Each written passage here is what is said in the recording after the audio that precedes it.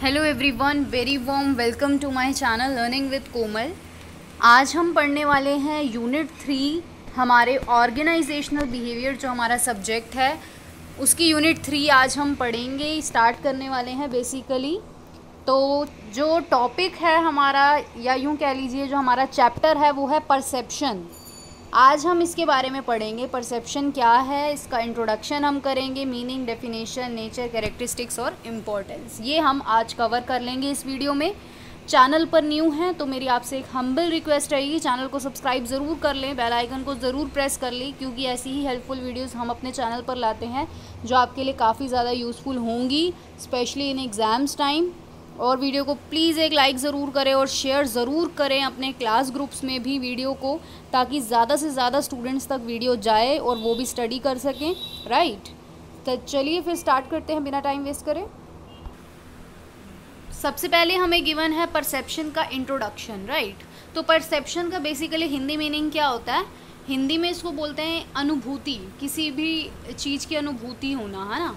Feeling जिसे हम बोल सकते हैं, इसके सिनोनियम्स हैं कुछ। फीलिंग्स हो गया, अंडरस्टैंडिंग हो गया, या फिर कॉग्निशन हो गया। जिस भी चीज़ को आप देखकर जो भी आपका परसेप्शन होता है बेसिकली, वो परसेप्शन है। तो परसेप्शन एक क्या है? एक साइकोलॉजिकल फैक्टर है, ठीक है। हमारे साइकोलॉजिकल फैक्टर है ये। और every person has different type of thinking. हम जानते हैं कि सभी पर्सन्स की जो भी सोचने की अलग अलग तरीके से हर कोई सोचता है, ठीक है। He observes every situation from his own viewpoint. हर व्यक्ति हर सिचुएशन को अपने दृष्टिकोण से जो है ऑब्जर्व करता है, राइट। और this view point of a person is called his perception. तो ये जो उसका पॉइंट ऑफ व्यू है ना, ये जो उसका व्यू पॉइंट है वो क्या कहलाता है? उसकी परसेप्शन कहलाती है एक पर्सन की। The behaviour of every employee is affected by his perception. अब क्योंकि हम बात कर रहे हैं ऑर्गेनाइजेशनल बिहेवियर की, राइट, तो हम यहाँ पे एम्प्लॉयज़ की बात करेंगे, है ना। तो सभी एम्प्लॉयज़ जो हैं वो अफेक्ट होते हैं अपनी परसेप्शन के द्वारा, क्योंकि सबके सोचने का तरीका अलग है। हर कोई एक चीज़ को अलग अलग तरीके से ही सोचता है। If a manager wants to make a proper study, अगर एक मैनेजर जो है वो चाहता है प्रॉपर स्टडी करना और एनालिसिस करना ऑर्गेनाइजेशनल बिहेवियर को, तो उसको क्या करना पड़ेगा? Then he must necessarily have perception skill. उसको जो है परसेप्शन स्किल होना उसके पास ज़रूरी है। He can work according to situation, वो जो है सिचुएशन के अनुसार काम कर सकता है ओनली, सिर्फ by having an appropriate thinking. वो तभी जो है सिचुएशन के अनुसार काम कर पाएगा जब उसकी जो थिंकिंग है वो अप्रोप्रिएट होगी, वो सही होगी। Similarly every employee understands, feels as well as analysis a situation as per his perception. Same तरीके से अगर बात की जाए तो सभी एम्प्लॉय जो है अंडरस्टैंड करते हैं, फील करते हैं, एनालिसिस करते हैं किसी भी सिचुएशन का अपने परसेप्शन के अकॉर्डिंग, ठीक है, अपने परसेप्शन के according. And finally he works accordingly, और उसी के अनुसार जो है वो काम करते हैं।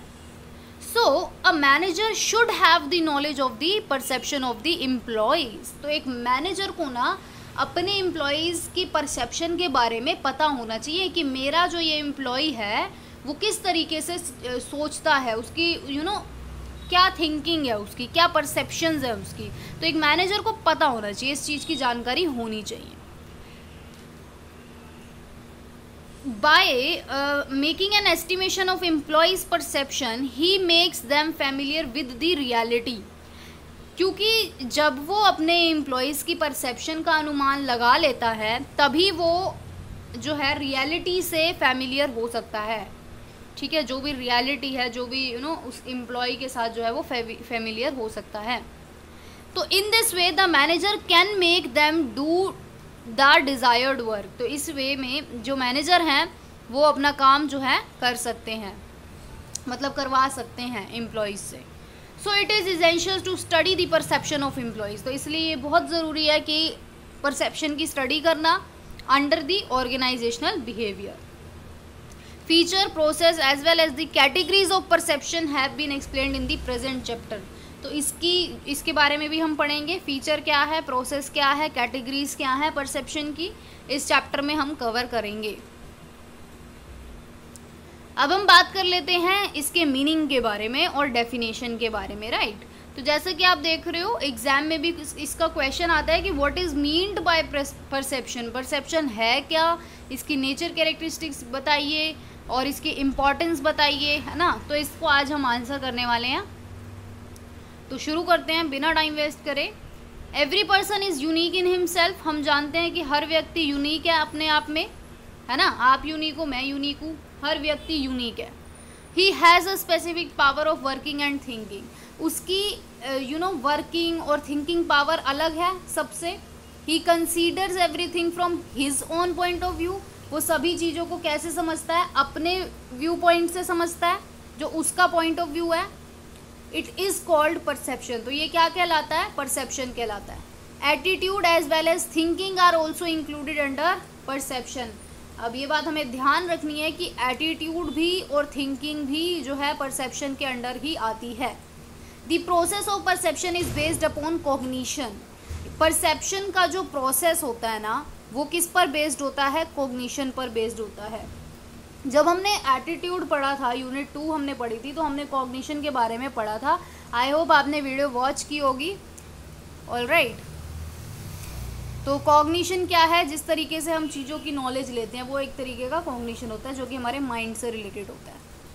A person makes analysis of the obtained information through cognitive process. एक पर्सन जो है वो एनालिसिस करता है, जो भी उसने इंफॉर्मेशन ऑब्टेन्ड करी है उसका एनालिसिस करता है, कैसे, कॉग्निटिव प्रोसेस से, कॉग्निटिव प्रोसेस के द्वारा। तो under perception a person obtains information from the environment. Perception में क्या होता है, एक पर्सन इंफॉर्मेशन लेता है एनवायरनमेंट से और उसके बेस पर इन्फ्रेंसेस ड्रॉ करता है, यानी कि जो भी उसने इंफॉर्मेशन एनवायरनमेंट से ली है ना, उसके बारे में वो एनालिसिस करता है और फिर जो है इन्फ्रेंसेस निकालता है उस बेस पर। इन्फ्रेंसेस इन द सेंस आप बोल सकते हो कि एनालिसिस करने पे उसको क्या क्या बातें पता लगी, ठीक, वो इन्फ्रेंसेस। इस प्रकार it can be said that every person has a different view. ये कहा जा सकता है कि सभी पर्सन्स का अलग अलग व्यू होता है टुवर्ड्स द एक्सटर्नल एनवायरनमेंट।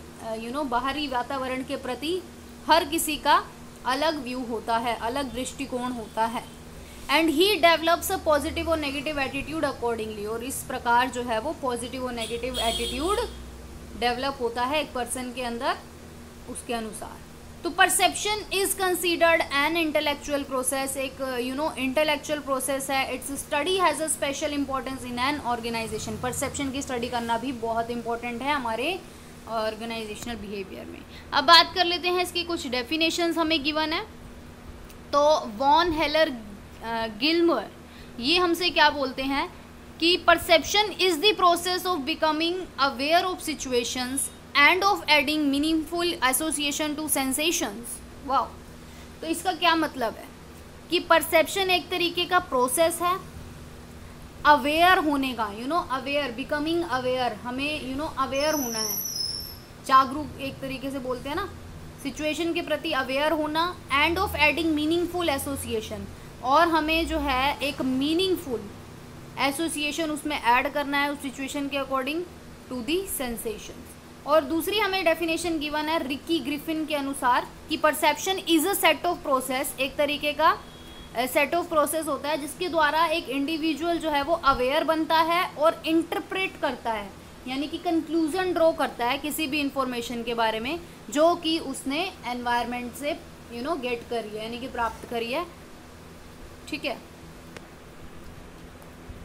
अब हम बात करेंगे nature and characteristics of perception. तो नंबर 1 हमें गिवन है कि सब्जेक्टिव प्रोसेस है ये एक।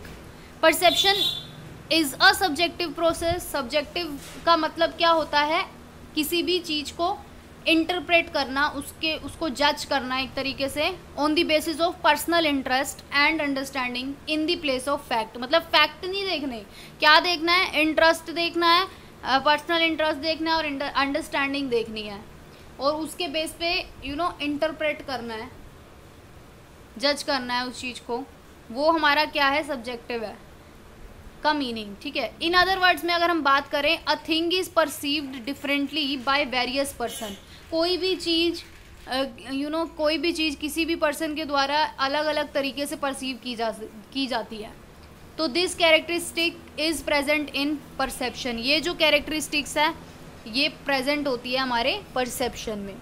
बात कर लेते हैं हमारी सेकंड नेचर और कैरेक्टरिस्टिक की, जो कि है एक्टिवेशन प्रोसेस। तो एक्टिवेशन प्रोसेस के बारे में क्या बोला गया है कि perception is a process which create activeness in a person, कि एक ऐसा प्रोसेस है जिसमें पर्सन के अंदर एक्टिवनेस क्रिएट होती है। तो there is a sensation before perceptual process, कि एक तरीके की सेंसेशन जिससे हम बोलते हैं फीलिंग, है ना। परसेप्चुअल प्रोसेस से पहले एक एक सेंसेशन होती है, एक फीलिंग होती है। During sensation the person remain inactive. Sensation के दौरान एक पर्सन इनएक्टिव हो जाता है। ही ओनली फील्स, वो सिर्फ और सिर्फ फील करता है, ओनली फील करता है, एंड डज नॉट रिस्पॉन्ड, और वो रिस्पॉन्ड नहीं करता। On the contrary the person becomes active in perception. लेकिन दूसरी ओर अगर हम बात करें, परसेप्शन में इंसान जो है, पर्सन जो है वो एक्टिव होता है, जबकि सेंसेशन में सिर्फ और सिर्फ वो फील करता है और वो इनएक्टिव होता है, क्योंकि वो रिस्पॉन्स नहीं कर रहा। लेकिन परसेप्शन में वो एक्टिव होता है और रिस्पॉन्स भी करता है। बात कर लेते हैं थर्ड मेंटल प्रोसेस की, कि perception is a mental process, एक तरीके का मेंटल प्रोसेस है। Under perceptual process person select, organise, interpret the information available in the environment. एक पर्सन क्या करता है, किसी भी इंफॉर्मेशन को पहले वो चुनता है, सिलेक्ट करता है, फिर उसको ऑर्गेनाइज करता है तरीके से, और फिर उसको जो है इंटरप्रेट करने की कोशिश करता है, ठीक है। तो every person can not be attracted toward all stimuli present in the environment. सभी पर्सन जो है वो कभी भी सारी एनवायरनमेंट में मौजूद सारी चीज़ों से कभी भी अट्रैक्ट नहीं हो सकता। कोई ना कोई ऐसी चीज़ भी होगी जिससे वो अट्रैक्ट नहीं होगा, और कोई चीज़ ऐसी होगी जिससे वो अट्रैक्ट हो सकता है। लेकिन सभी एनवायरनमेंट में मौजूद सभी चीज़ों से कोई भी व्यक्ति कभी भी अट्रैक्ट नहीं हो सकता। He only select those stimuli which are related to him. जैसे कि आप मार्केट में जाते हो, तो ये तो है नहीं आप सभी चीज़ों के प्रति अट्रैक्ट होते हो, आप सिर्फ उन्हीं चीज़ों के प्रति अट्रैक्ट होते हो जो आपके मतलब का है, राइट। जो आप खरीदना चाहते हो, आप उसी चीज़ के प्रति जो है अट्रैक्ट होते हो, राइट। तो ये भी इस तरीके का है कि एनवायरनमेंट में मौजूद आप उन्हीं चीज़ों को सिलेक्ट करोगे जो आपसे रिलेटेड होगी। तो then he organises them and interpret them. फिर आप जो है किसी भी इन्फॉर्मेशन, राइट, यहाँ तो बात हो रही है इन्फॉर्मेशन की, तो आप उस इन्फॉर्मेशन को ऑर्गेनाइज करोगे और फिर आप उसको इंटरप्रेट करने की कोशिश करोगे। So the mind is necessary every time in perceptual process. आपका दिमाग बहुत ज़रूरी है, हर जगह काम आता है। तो that it is a mental process. अब बात कर लेते हैं हमारे पॉइंट नंबर 4 की, जो कि है wider scope than sensation. Sensation क्या है आपको पता होना चाहिए। सेंसेशन एक ऐसी फीलिंग है जिसमें एक पर्सन जो है वो इनएक्टिव होता है और वो रिस्पोंड नहीं करता, वो सिर्फ और सिर्फ चीज़ों को फील करता है, वो सेंसेशन है। लेकिन हमारा जो परसेप्शन है वो क्या है, वाइडर स्कोप है उसका। देख लेते हैं क्या लिखा है। Perception is a mixture of sensation and cognitive process. क्योंकि परसेप्शन में सेंसेशन भी मौजूद है, कॉग्निटिव प्रोसेस भी मौजूद है। Whereas sensation is a response to human senses. Sensation क्या है, एक तरीके का ह्यूमन सेंसेस का रिस्पॉन्स है कि ह्यूमन के सेंसेस कैसे वर्क करते हैं। सेंसेशन में क्या इंक्लूड होता है, ह्यूमन सेंस होता है। Whereas both senses and understanding work in perception. लेकिन हमारे परसेप्शन में, परसेप्शन की बात हो रही है तो परसेप्शन में सेंसेस भी इंक्लूड होंगी और साथ ही साथ हमारा कॉग्निटिव प्रोसेस भी इंक्लूड होगा, जिसको हम बोलते हैं अंडरस्टैंडिंग, कि हम चीज़ों को कैसे समझते हैं। तो इसलिए परसेप्शन का स्कोप जो है वो सेंसेशन से वाइडर है। अब बात कर लेते हैं पॉइंट नंबर 5 की, जो कि है इंटरप्रेट स्टिमुली। इसके बारे में क्या बोला गया है कि perception provides information to a person about different stimuli. जो परसेप्शन है वो एक पर्सन के अलग अलग चीज़ों के बारे में इंफॉर्मेशन प्रोवाइड कराता है, जैसे कि ये पर्सन कैसे स्मेल करता है, कैसे वो टेस्ट करता है, कैसे पर्सन का स्मेल, पर्सन का टेस्ट, टच एक्सेट्रा। तो then interpretation is given to this information under the perception process. तो ये जो है बोला गया है कि इंटरप्रिटेशन यहाँ पे दिया जाता है सभी इंफॉर्मेशन का। बात कर लेते हैं पॉइंट नंबर 6 की, जो कि है स्पेसिफिक इंटरप्रिटेशन। ये क्या है कि परसेप्शन क्या है, एक स्पेसिफिक इंटरप्रिटेशन है रियल सिचुएशन का, वास्तविक स्थिति का। It is not the same representation of the situation. ये सिचुएशन का सेम रिप्रेजेंटेशन नहीं होता। अदर वर्ड्स में बात करें, it is not photocopy representation, एक तरीके का फोटोकॉपी रिप्रेजेंटेशन नहीं होता। ये क्या है, एक तरीके की आपको व्याख्या करनी पड़ती है, आपको एक्सप्लेनेशन करनी पड़ती है कि आपने किसी भी सिचुएशन को कैसे समझा, उसको आपने एक्सप्लेन करना है, ना कि आप जैसी सिचुएशन है उसको आप एक तरीके से फोटोकॉपी करके प्रेजेंट कर दोगे। ऐसे नहीं करना, आपको स्टडी करनी है, आपको एनालिसिस करना है और उसके बेस पे इंटरप्रिटेशन करना है और फिर आपको अपनी अंडरस्टैंडिंग के बेस पर एक्सप्लेनेशन देनी है। तो इसलिए यहाँ पे बोला गया है कि ये स्पेसिफिक इंटरप्रिटेशन होती है। No two person can be similar in the explanation of a situation. क्योंकि कोई भी दो, अगर मान लो दो पर्सन सेम ही सिचुएशन को डिस्क्राइब कर देंगे तो फिर ऐसा नहीं हो जाएगा कि दोनों की पर्सन की थिंकिंग ही सेम है ना। तो सबकी इंटरप्रिटेशन अलग होगी, सबका सोचने का तरीका अलग होगा, सब अलग अलग तरीके से जज करेंगे क्योंकि उनका जो उनका जो सोचने का जो माइंड का जो वे है थिंकिंग, वो सब अलग है। So that's why specific interpretation. Now let's talk about the 7th point, that is various components. तो वेरियस कंपोनेंट के बारे में क्या बोला गया है, perception is affected by various component. अब ये जो परसेप्शन है ना, ये काफ़ी सारे कंपोनेंट्स के द्वारा अफेक्टेड होती है। अब ये कंपोनेंट क्या हो सकते हैं, ये हमारी ज़रूरतें हो सकती हैं, नीड्स हो सकती हैं, हमारे वैल्यूज़ हो सकते हैं, हमारे एक्सपीरियंसेस हो सकते हैं, हमारी अंडरस्टैंडिंग हो सकती है, as well as external like intensity. External component होते हैं जो कि हमारी इंटेंसिटी, साइज, रिपीटेशन, मोशन, ठीक है। तो ये सारे अफेक्ट होते हैं, परसेप्शन इनसे अफेक्ट होता है। अब बात कर लेते हैं रिस्ट्रिक्ट बिहेवियर। इसके बारे में क्या बोला गया है कि the understanding of perception contribute a lot in the estimation and controlling the behaviour of a person. कि परसेप्शन की अंडरस्टैंडिंग जो है वो क्या कंट्रीब्यूट करती है, बहुत ज़्यादा कंट्रीब्यूट करती है वो हमारे एस्टिमेशन में, हमारे अनुमान लगा पाने में, हमारे कंट्रोल कर लेने पे किसी भी पर्सन के बिहेवियर को, कि हम किसी भी पर्सन के बिहेवियर को कितना उसका अनुमान लगा सकते हैं कि वो पर्सन कैसे बिहेव करेगा या उसके बिहेवियर को हम कैसे कंट्रोल कर सकते हैं। तो ये जो है इस चीज़ की समझ हमें कौन प्रोवाइड कराता है, ये हमें परसेप्शन प्रोवाइड कराता है, क्योंकि हमने परसेप्शन की स्टडी करी है। तो people behave in the same manner as they see, people जो है उसी वे में बिहेव करेंगे जो वो देखते हैं। अब बात कर लेते हैं हमारे पॉइंट नंबर 9 की, जो कि है मल्टीपर्पस यूज। तो ये क्या बोला गया है, the concept of understanding increases the understanding of human behaviour. कि ये जो अंडरस्टैंडिंग का कंसेप्ट है, अगर हमें कोई भी चीज़ ढंग से समझ आती है तो हमारी जो है, हमारा जो बिहेवियर है उसमें भी ज़्यादा अंडरस्टैंडिंग इंक्रीज होगी, जिसकी वजह से क्या होगा, बेटर कॉन्सिक्वेंसेज आएंगे, आउटकम्स अच्छे निकल करके आएंगे in the field of selection, training और रिवॉर्ड एक्सेट्रा। तो इसीलिए ये इसका जो है मल्टीपर्पस यूज़ है, किसका, परसेप्शन का। अब हम बात कर लेते हैं हमारे लास्ट टॉपिक, जो कि है importance of perception in organisational behaviour, कि इसकी क्या इम्पोर्टेंस है। तो नंबर 1 है एग्जिस्टेंस ऑफ इंटेलेक्चुअल प्रोसेस, कि भाई जो परसेप्शन है ना वो क्या है, एक तरीके का इंटेलेक्चुअल प्रोसेस है। Perception is the process, perception एक प्रोसेस है जिसमें एक इंडिविजुअल रियल वर्ल्ड को एक्सपीरियंस करता है, वास्तविक दुनिया, वास्तविक संसार को एक्सपीरियंस करता है। Every individual perceives the world differently, हर इंडिविजुअल इस दुनिया को डिफरेंट तरीके से परसीव करता है। The process of thought is concerned with an individual's views, worries, arguments, imaginations etcetera. जो भी एक एक पर्सन का जो थॉट प्रोसेस है, उसके जो व्यूज़ हैं, उसके जो वरीज हैं, आर्ग्यूमेंट्स हैं, इमेजिनेशंस हैं, उससे कंसर्न करता है ये परसेप्शन। तो every individual receive information from environment. हम अब आप देखो, अब आप किसी भी व्यक्ति को अगर 1 साल से कमरे में बंद कर दो और वो कहीं भी बाहर नहीं जा रहा, तो इससे क्या हो रहा है ना, वो अपने एनवायरनमेंट को देख ही नहीं पा रहा, वो देख ही नहीं पा रहा बाहर क्या हो रहा है। तो आप कोई भी इंफॉर्मेशन कैसे लेते हो? जब आप बाहर निकलते हो, अपने एनवायरनमेंट को ऑब्जर्व करते हो, राइट। तो हर इंडिविजुअल इंफॉर्मेशन कहाँ से प्राप्त करता है?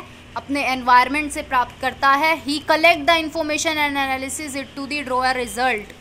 फिर वो इन्फॉर्मेशन को कलेक्ट करता है, फिर वो एनालिसिस करता है, फिर वो रिजल्ट ड्रॉ करता है।